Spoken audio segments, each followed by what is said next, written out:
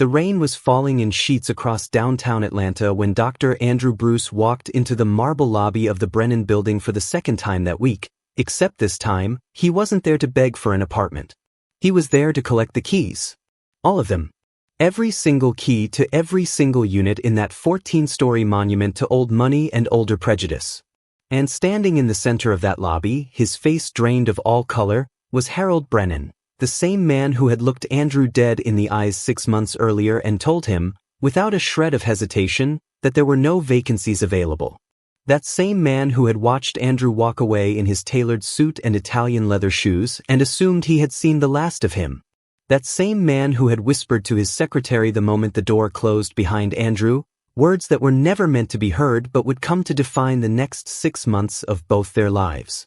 Harold Brennan had made a choice that rainy afternoon in March. He had chosen to see the color of a man's skin instead of the content of his character. And now, standing in September's gray light, watching Dr. Andrew Bruce approach him with a manila folder containing the deed to everything he had ever built, Harold was about to learn that choices have consequences, and some consequences cannot be undone with apologies. Before we go any further into this story, I need you to do something for me. If you believe that a person's worth should never be measured by the color of their skin, if you believe that hard work and dignity will always find a way to triumph over ignorance and prejudice, then hit that subscribe button right now and tap that notification bell. This channel is dedicated to telling stories that remind us who we really are when the world tries to tell us who we should be. And trust me, what happens next in this story is something you will never forget. To understand how Dr. Andrew Bruce came to stand in that lobby holding the deed to a building that had rejected him, you first need to understand who Andrew Bruce was, and more importantly, who he had fought to become. Andrew was born in 1975 in a 2-bedroom apartment in Bankhead Courts, one of the roughest public housing projects in Atlanta.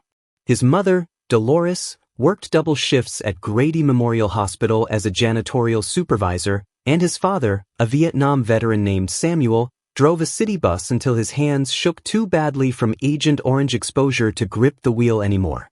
There was no silver spoon in Andrew Bruce's mouth. There was barely enough food on the table most nights, and what little there was, his mother made sure went to him and his younger sister first. But Dolores Bruce had a saying that she repeated to her son every single night before he went to sleep, a saying that Andrew carried with him through medical school, through his surgical residency, through every 18-hour shift and every moment when the world told him he didn't belong. She would press her palm against his chest, feel his heartbeat beneath her fingers, and she would say, "What they see when they look at you is their problem. What you become is yours." Andrew became a cardiac surgeon. Not just any cardiac surgeon, but one of the most respected and sought-after specialists in the southeastern United States. By the age of 48, he had performed over 3,000 open-heart surgeries, had been published in the New England Journal of Medicine 14 times, and had saved the lives of senators, athletes, and everyday people alike. His hands had held the still hearts of newborns and coaxed them back to beating. His steady voice had guided young residents through their first emergency bypasses in the middle of the night. He was, by any objective measure, a remarkable man who had risen from nothing through nothing but relentless dedication and an unshakable belief in his own worth. The Brennan Building stood at the corner of Peachtree Street and 14th, a 14-story architectural monument to the kind of old Southern wealth that preferred to pretend the last 60 years of social progress had simply been a passing inconvenience. Built in 1962 by Harold Brennan's father, Winston Brennan, the building had been designed as a luxury residential tower for Atlanta's elite, a place where judges and businessmen and their immaculately dressed wives could live above the noise and chaos of a city that was changing faster than they wanted to acknowledge. The lobby featured original Italian marble imported from Carrara, the same quarry that had supplied Michelangelo with the stone for his David. Crystal chandeliers hung from ceilings adorned with hand-painted murals depicting pastoral Southern scenes, and a white-gloved doorman named Eugene had been greeting residents by name for the past 31 years. The waiting list to rent an apartment in the Brennan Building was, officially, 18 months long. The building's 42 units were occupied by the kinds of people who measured their worth in generational terms, people whose great-grandfathers had owned land, whose grandmothers had thrown debutante balls, whose names appeared on hospital wings and university buildings throughout the city. And presiding over this kingdom of quiet privilege was Harold Brennan himself, 63 years old, silver-haired, and absolutely certain that the world he had inherited was the world that was meant to be. Dr. Andrew Bruce had decided to move into the Brennan building for one simple reason. It was 3 blocks from Atlanta Metropolitan Hospital, where he had just been appointed chief of cardiothoracic surgery. After decades of 90-minute commutes and missed family dinners, Andrew wanted nothing more than to be able to walk to work, to perhaps eat lunch at home occasionally, to feel the simple pleasure of proximity to the operating rooms where he spent most of his waking hours. His application was impeccable. His credit score was 812. His references included a former governor, 2 hospital CEOs, and the dean of Emory Medical School. He had offered to pay a full year's rent in advance, in cash if necessary, just to expedite the process.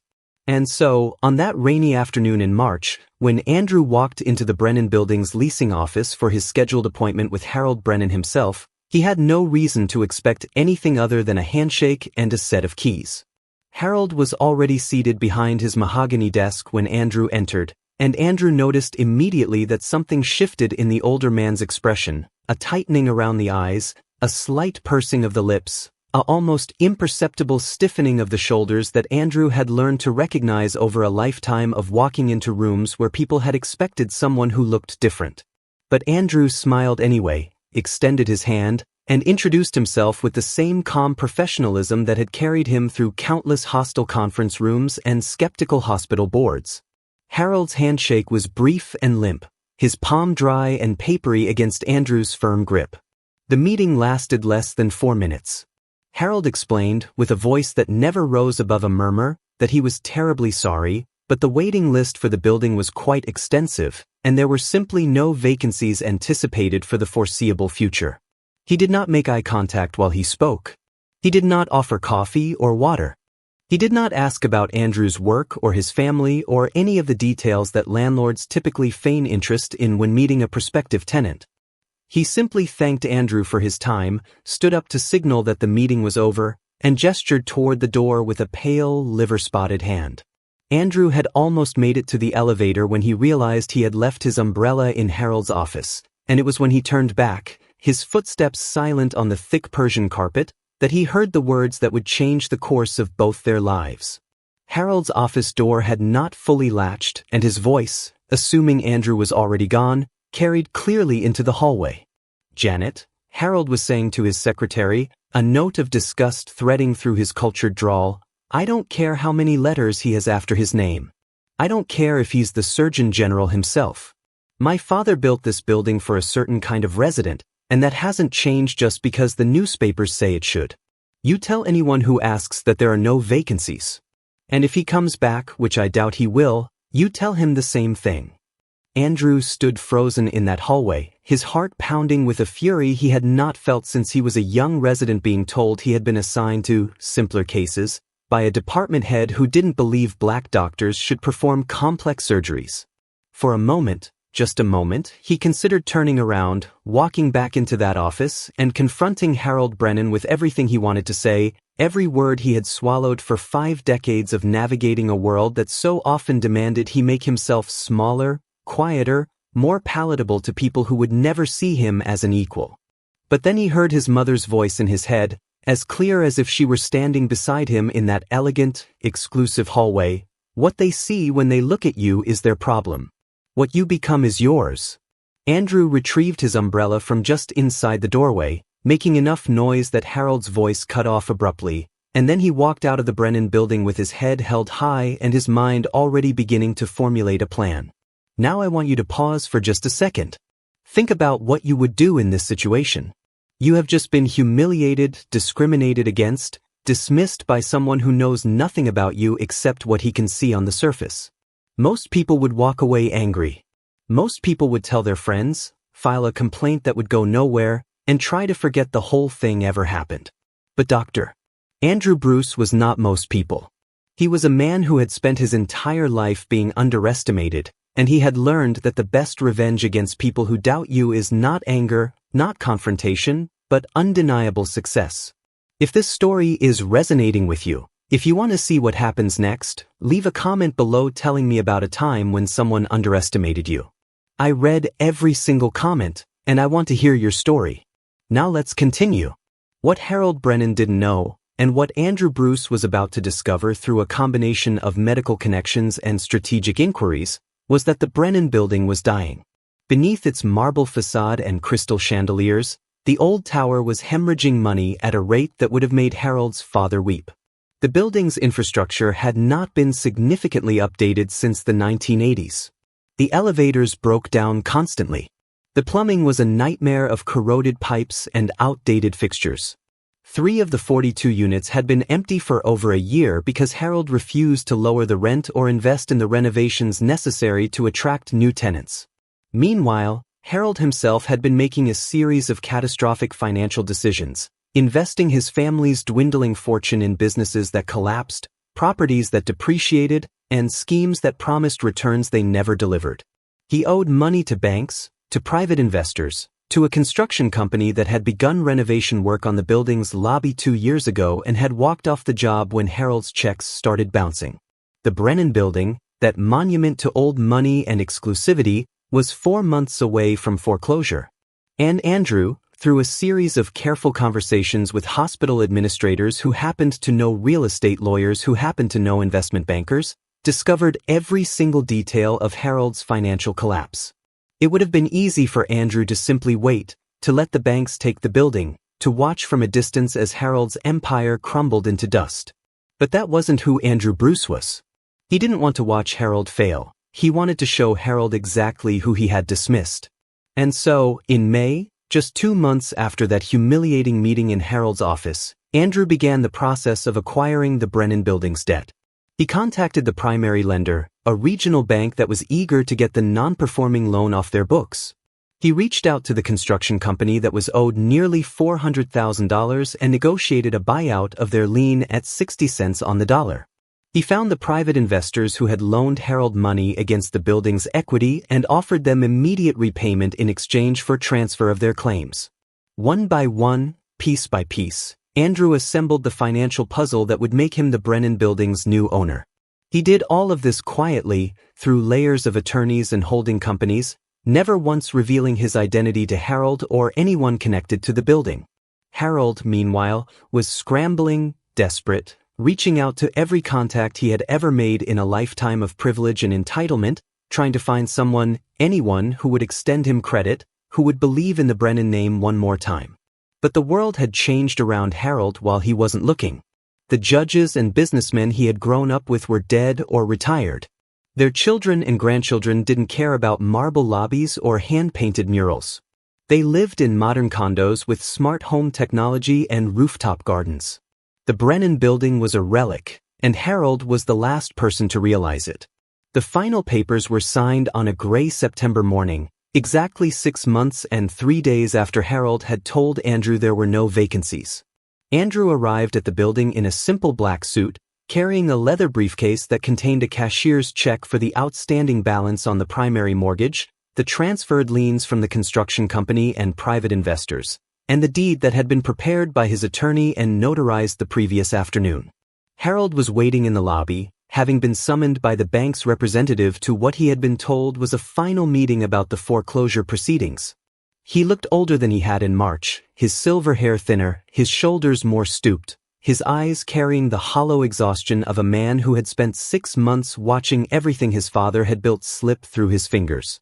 When Andrew walked through the lobby doors, Harold didn't recognize him at first. And then, slowly, as Andrew approached and Harold's secretary Janet made a small, strangled sound of recognition from behind her desk, Harold's face began to change. Confusion gave way to disbelief. Disbelief gave way to realization. And realization gave way to something that Andrew had never expected to see on Harold Brennan's face. Shame. Pure, undiluted, crushing shame. Andrew stopped 3 feet in front of Harold and extended his hand, exactly as he had 6 months earlier, except this time, he was the one who held all the power.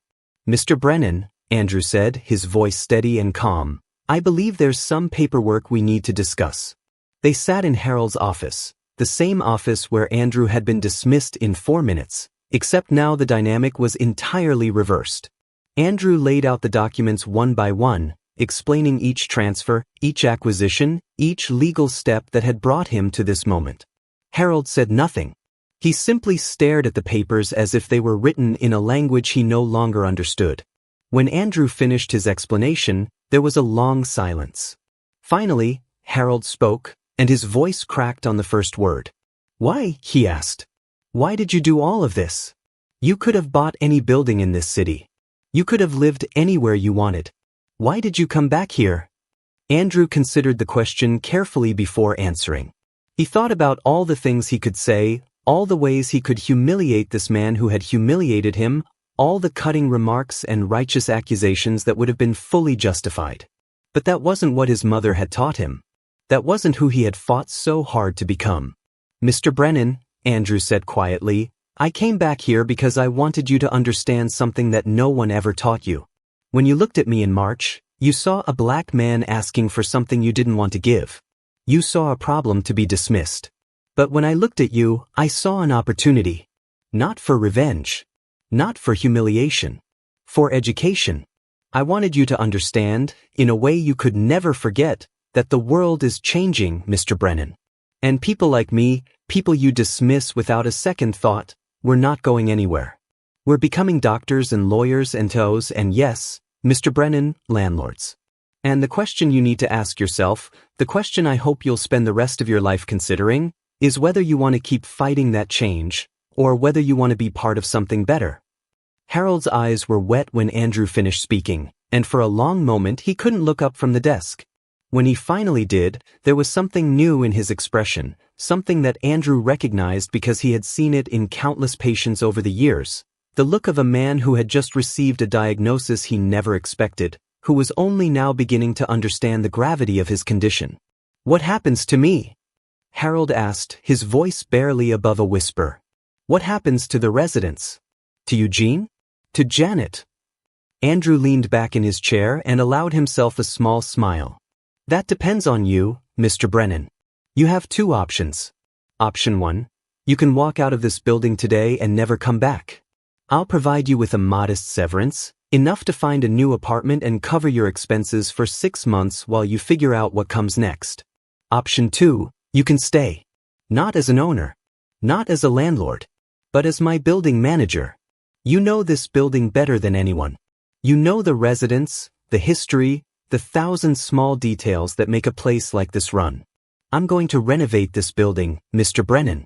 I'm going to bring it into the 21st century. And I'm going to open it to anyone who qualifies, regardless of what they look like. If you can be part of that, if you can genuinely embrace that change, then there's a place for you here. But I need you to understand that I'm not offering this out of weakness. I'm offering it because I believe that people can change. My mother taught me that. Every patient I've ever treated taught me that. The question is whether you believe it too. 1 year after that meeting in Harold's office, the Brennan building was unrecognizable. The outdated elevators had been replaced with modern, efficient systems. The corroded plumbing had been completely overhauled. Smart home technology had been integrated into every unit, and the rooftop, once a neglected expanse of gravel and rusted ventilation equipment, had been transformed into a community garden where residents grew vegetables and gathered for weekend barbecues. But the most significant change wasn't in the building itself. It was in the people who lived there. Andrew had kept his promise. The waiting list was gone. Apartments were rented based on qualification alone, and for the first time in its 60-year history, the Brennan Building's residents reflected the true diversity of Atlanta. Young professionals, retired teachers, single mothers, immigrant families, artists, entrepreneurs, and yes, doctors who wanted to live close to their hospitals. And Harold Brennan, the man who had once refused to rent to a black surgeon, had become the building's most dedicated manager. He greeted every new resident personally. He learned their names, their stories, their children's birthdays.